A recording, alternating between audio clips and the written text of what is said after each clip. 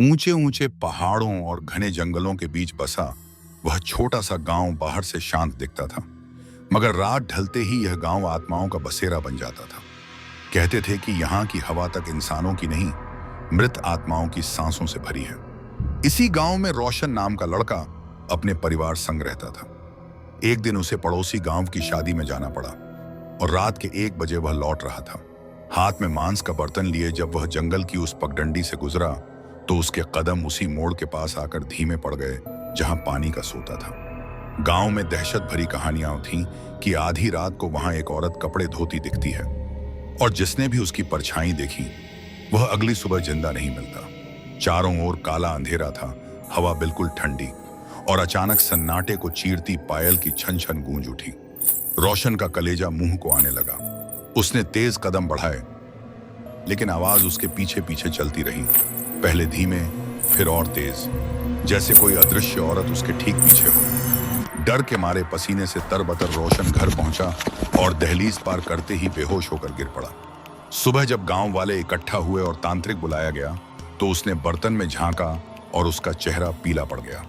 उसकी भारी आवाज गूंजी, "ये मांस तेरे लिए नहीं था, यह उसी चुड़ैल के लिए चढ़ाया गया था और कल रात उसने तुझ पर हमला किया था।" तांत्रिक ने गांव वालों को चेताया कि चुड़ैल अब यहीं वास कर चुकी है और हर अमावस्या की रात वह शिकार की तलाश में निकलेगी। उसी रात रोशन को नींद नहीं आई। खिड़की से झांकने पर उसने देखा, दूर मोड़ पर एक औरत खड़ी थी जिसके उल्टे पैर थे, लंबे बाल जमीन पर घिसट रहे थे और हाथ में वही बर्तन था। उसकी आंखें अंधेरे में अंगारों की तरह जल रही थीं। अगले दिन गांव के बीच हवन किया गया। मंत्रोच्चारण से चारों ओर धुआं भर गया।